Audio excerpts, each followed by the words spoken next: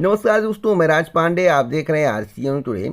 आइए जान लेते हैं अभी की बड़ी खबर, मुख्य समाचार के बारे में। अभी की लेटेस्ट अपडेट के बारे में बात करेंगे, पूरी खबर विस्तार से देंगे। सच को सच कहेंगे, झूठ को झूठ कहेंगे, न पक्ष न विपक्ष व न निष्पक्ष।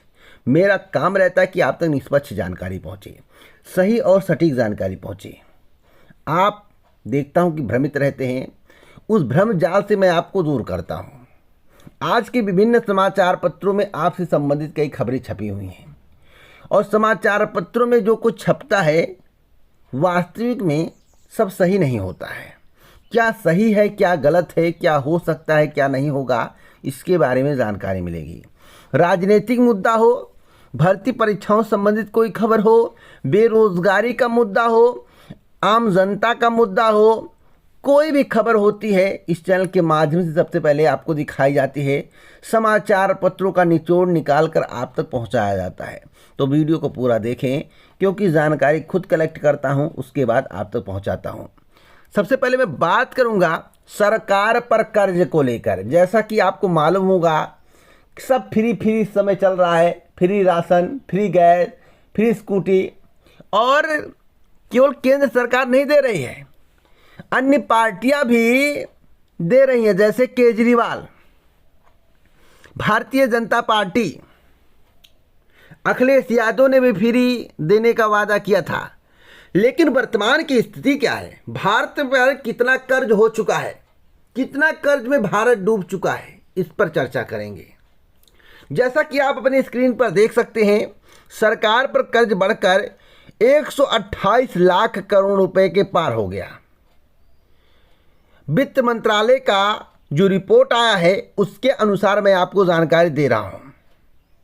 और मैं आपको बता दूं, कुल देनदारी में सार्वजनिक कर्ज की हिस्सेदारी बढ़कर 91.6% पहुंची और आरबीआई की हिस्सेदारी भी घट गई है।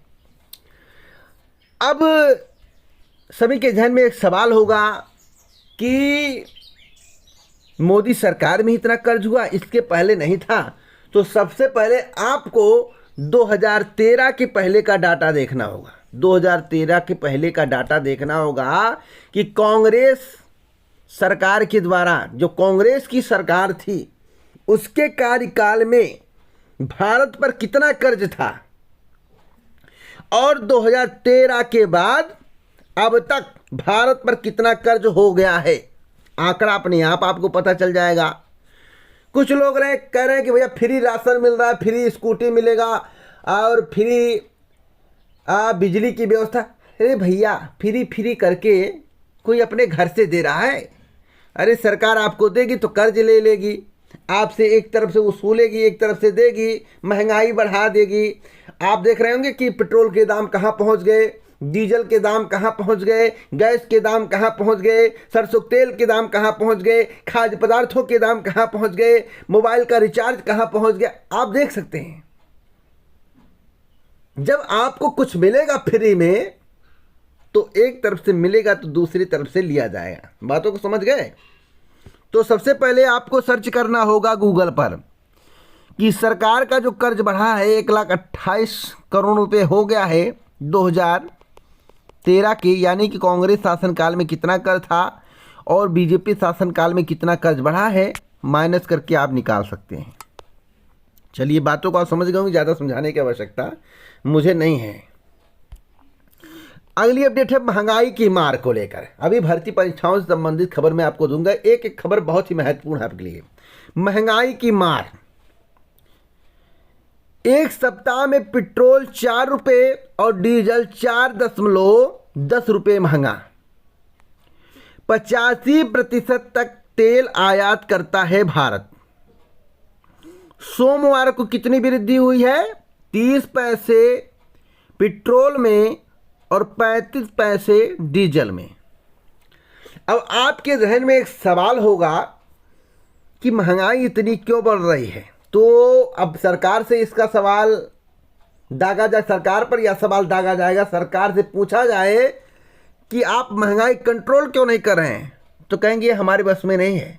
तो मैं एक बार पूछना चाहता हूं, बहुत ही महत्वपूर्ण बात है कि चुनाव पीरियड में महंगाई क्यों नहीं बढ़ा? अगर आपके बस में नहीं था तो चुनाव पीरियड में भी तेल के दाम बढ़ने थे, लेकिन क्यों नहीं बढ़ा? और मैं आपको आज ही बता दे रहा हूं 2023 तक 125 रुपये से लेकर 150 रुपये तक पेट्रोल का दाम हो जाएगा। आज नोट करके लिख लो। अगली अपडेट है मंत्रियों को लेकर। आपको मालूम होगा कि उत्तर प्रदेश में बीजेपी सरकार रिपीट हुई है। बेसिक शिक्षा मंत्री कौन है, ग्राम विकास मंत्री कौन है, पंचायत राज मंत्री कौन है, मनोरंजन विभाग के मंत्री कौन है, पीडब्ल्यूडी के मंत्री कौन है, तो उनका पूरा डाटा दिया गया है। गृह समेत 34 विभाग सीएम योगी के पास है। जो सबसे महत्वपूर्ण विभाग है वह सीएम योगी अपने पास रखे हुए हैं। बाकी ग्राम विकास पंचायती राज को बांट दिया गया है। मैं आपको एक और जानकारी देना चाहता हूं भर्ती परीक्षाओं से संबंधित। इसमें एक तथ्य छुपा हुआ है। केसों को ग्राम विकास विभाग दिया गया है, ब्रिजेश पाठक को स्वास्थ्य मंत्रालय दिया गया, स्वास्थ्य विभाग दिया गया है, स्वतंत्र देव सिंह को जल शक्ति दिया गया है। और मैं आपको बताना चाहता हूं, बहुत ही महत्वपूर्ण बात है कि 1700 के करीब पदों का अध्याचन उत्तर प्रदेश अधीनस्थ सेवा चयन आयोग को ग्राम विकास अधिकारी का प्राप्त हुआ है। देखिए, ग्राम विकास अधिकारी और ग्राम पंचायत अधिकारी अलग होते हैं। ग्राम विकास अधिकारी ग्राम विकास विभाग के अंतर्गत आते हैं और ग्राम पंचायत अधिकारी पंचायती राज के अंतर्गत आते हैं।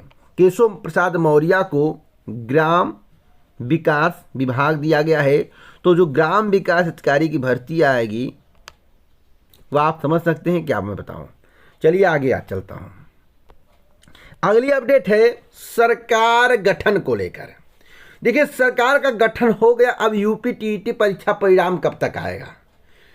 जो समाचार पत्र में आज छपा हुआ है यूपी टेट के संबंध में, कल ही मेरे द्वारा शाम को बताया गया था।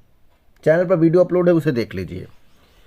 उत्तर प्रदेश शिक्षक पात्रता परीक्षा का परिणाम प्रदेश विधानसभा चुनाव की आचार संहिता के कारण तय तिथि से 1 माह लटक गया। शासन की अनुमति न मिलने से परिणाम घोषित नहीं किया जा सका। अब सरकार गठित हो चुकी है। अब सरकार के गठित होने के बाद 21,65,179 परीक्षार्थियों का ध्यान शासन की ओर है। अब मैं आपको बता दूं परिणाम कब तक आएगा। हमने आपसे कल कहा था कि आज शासन के द्वारा कोई भी अनुमति नहीं मिली। अभी विलम्ब होगा। अप्रैल के फर्स्ट वीक में परीक्षा परिणाम जारी करने की तैयारी चल रही है। 1-2 दिन आप इंतज़ार कर लीजिए। 1 या 2 दिन मैंने बोला था और फर्स्ट वीक में परिणाम जारी करने की तैयारी चल रही है। यहाँ पर साफ साफ लिखा हुआ कि पीएनपी सचिव अनिल भूषण चतुर्वेदी ने बताया कि परिणाम घोषित करने के संबंध में अभी शासन से कोई निर्देश नहीं मिले हैं। शासन से अनुमति मिलते ही परिणाम घोषित कर दिया जाएगा, जो कि कल ही मेरे द्वारा आपको बता दिया गया है। विश्वास नहीं तो चैनल पर वीडियो अपलोड है, उसे देखिए, क्योंकि साक्ष्य के साथ जानकारी देता हूँ। यूपी SSSC की जानकारी कल मेरे द्वारा कलेक्ट की गई थी, उसका भी वीडियो कल ही बनाया गया था। आज समाचार पत्रों में क्या लिखा हुआ है उसके बारे में थोड़ा मैं आपको विस्तार से बताऊंगा और समझने का आप प्रयास करिएगा। 69,000 शिक्षक भर्ती के संबंध में कल ही मेरे द्वारा आपको जानकारी दी गई थी कि 69,000 शिक्षक भर्ती में एक भी नियुक्ति नहीं कर सकते हैं। यानी कि जो 69,000 शिक्षक भर्ती का विज्ञापन जारी हुआ था उस पद से एक भी नियुक्ति अधिक नहीं कर सकते हैं। शिक्षक भर्ती में नया मोड़ आ गया है। एकल पीठ के निर्णय को बरकरार रखते हुए हाईकोर्ट की डबल बेंच ने किया स्पष्ट। तो मामला उलझ गया है। अब 6800 जो पद हैं, मुझे लगता है कि 17,000 प्लस 6800 होकर आएगा, ऐसा लग रहा है। अभी मामला आगे बढ़ेगा तो ठीक है, नहीं बढ़ेगा तो 17,000 प्लस 6800 की एक वैकेंसी आने वाली है। अब यूपी SSSC की बात कर लेते हैं।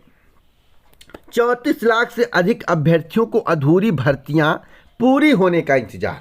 20 भर्तियां लगभग लंबित है। आप लोग सोच रहे होंगे कि कौन कौन सी भर्तियां हैं, तो आपको भली भांति मालूम हुआ कि लेखपाल की भर्ती है, सम्मिलित तकनीकी सेवा भर्ती 2016 है, मंडी परिषद भर्ती 2018, पीईटी 2021 अनुदेशक मुख्य परीक्षा एवं आरक्षक की भर्ती है, सहायक बोरिंग टेक्नीशियन की भर्ती है, सहायक सांख्यिकी अधिकारी व सहायक शोध अधिकारी की भर्ती है, और ग्राम पंचायत अधिकारी बीडीओ की भर्ती है, समाज कल्याण की भर्ती है, पर्यवेक्षक की भर्ती है। तो ये सब भर्तियाँ कब तक कंप्लीट होंगी? तो मैं आज फिर कह रहा हूँ, इसमें भले ही 100 दिन लिखा हो, फिर कह रहा हूँ स्पेशल वीडियो आज दोपहर के बाद मैं बनाऊंगा, लगभग 2 से लेकर 5 के बीच में, और आपको जानकारी दूंगा। मतलब कह रहा हूं वीडियो बनेगा दूसरा, उसमें पूरी जानकारी आपको मिलेगी।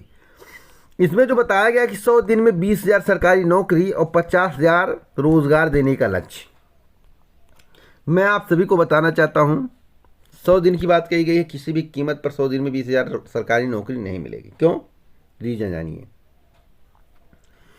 अप्रैल माह से परीक्षा तिथि के निर्धारण पर काम शुरू होगा, और जूनियर इंजीनियर की परीक्षा के संबंध में मैंने आपको जानकारी दी थी कि सबसे पहले होगी, वह 16 अप्रैल को प्रस्तावित है। देखिए, परीक्षा होगा,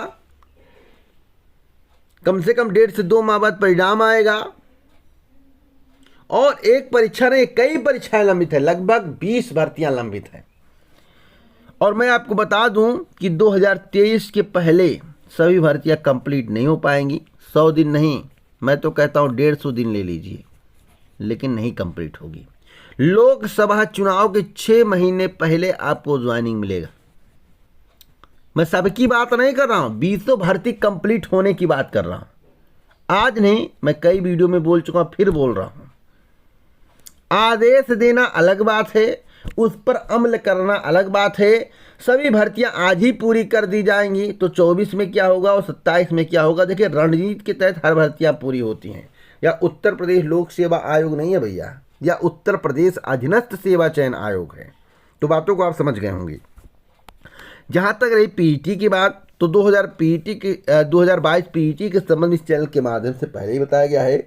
जो अगला वीडियो आएगा उसमें मैं आपको जानकारी दूंगा। बस इतना कह सकता हूं कि 100 दिन में 20,000 नौकरी मिल जाएगा, तो आप कहिएगा। और नौकरी, सरकारी नौकरी पर कम फोकस होगा, रोजगार पर ज़्यादा फोकस होगा। और सरकार जो चुनाव जीती है, 273 सीटें आई हैं, वह रोजगार पर नहीं मिला है, महंगाई पर नहीं मिला, लाभार्थी पर मिला है। तो आपको राशन मिल रहा है, सब कुछ मिल रहा है, जो सरकार ने वादा किया था वह दे रही है, तो यह कम नहीं है। आपसे सरकारी नौकरी का वादा सरकार ने थोड़ा ना किया है। सरकार तो 3 करोड़ रोजगार दे चुकी है, और सरकार ने आज स्पष्ट कर दिया कि 20,000 सरकारी नौकरी नई भर्ती का जिक्र नहीं है, और 50,000 रोजगार देने का लक्ष्य है। 50,000 रोजगार। अब रोजगार किस में होगा? मनरेगा। मुझे तो लगता है मनरेगा में होगा, और अन्य माध्यम भी हो सकता है, लेकिन ज़्यादातर रोजगार मनरेगा में ही दिए जा रहे हैं। एक और महत्वपूर्ण खबर दे दूं, अभी तक नीट की अधिसूचना जारी नहीं, 16 लाख छात्रों को है इंतजार। तो मैं आपको बताना चाहता हूं कि बिहार से 1 लाख परीक्षार्थी नीट की परीक्षा में शामिल होते हैं। वहीं सीबीएसई व आईसीएसई की 12वीं की परीक्षा 26 अप्रैल से होनी है, या परीक्षा 1 सप्ताह से चलेगी। ऐसी स्थिति में इन दोनों बोर्डों के छात्रों की परीक्षा होने के बाद ही परीक्षा की संभावना है। एनटीए के अधिकारियों ने कहा है कि 2022 के लिए तिथि व आवेदन प्रक्रिया शुरू करने की तिथि तैयार कर ली गई है। शिक्षा मंत्रालय से हरी झंडी मिलते ही आवेदन प्रक्रिया शुरू हो जाएगी। तो मैं आपको बता दूं जो मुझे जानकारी है, अप्रैल के सेकेंड वीक यानी कि 15 अप्रैल के आसपास आवेदन प्रक्रिया शुरू हो सकती है। तो जितने भी नीट के अभ्यर्थी हैं तैयार रहें, नीट की सूचना अप्रैल माह में आपको देखने को मिल सकती है। बीपीएससी की महत्वपूर्ण खबर है, बिहार लोक सेवा आयोग 67वीं की प्रवेश परीक्षा अब 8 मई को आयोजित की जाएगी, जिसके संबंध में पूरी जानकारी दी गई है। आयोग की ओर से चौथी बार परीक्षा की तिथि में बदलाव किया गया है। सबसे पहले 23 जनवरी को परीक्षा तिथि घोषित थी, उस वक्त कोरोना संक्रमण की वजह से तिथि बढ़ाई गई। उसके बाद 30 अप्रैल को परीक्षा की तिथि की गई, इसे बढ़ाकर 7 मई की तिथि निर्धारित तय की गई थी। अब नई तिथि जारी की गई। 800 से ज़्यादा सीटों पर भर्ती होगी, और मैं आपको बता दूं लगातार पदों की संख्या बढ़ रही है। तो अभ्यर्थियों के पास अवसर है, बहुत बड़ा अवसर है। अगर इसमें आपने हाथ मार लिया तो आपका कल्याण होना निश्चित है। जबरदस्त पढ़ाई करिए, जमकर पढ़ाई करिए। तो इसी प्रकार की ऑथेंटिक जानकारी के लिए चैनल को जरूर सब्सक्राइब करें, बेल आइकन दबाएं, ऑल पर सेलेक्ट करें। जय हिंद, जय भारत, नमस्कार।